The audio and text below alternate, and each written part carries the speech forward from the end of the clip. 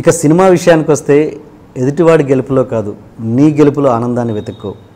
ఎదుటివాడి ఆనందం కోసం నువ్వు ఓడిపోయి నీ పక్క వాళ్ళని బాధ పెట్టి గెలిచే గెలుపు కానే కాదు.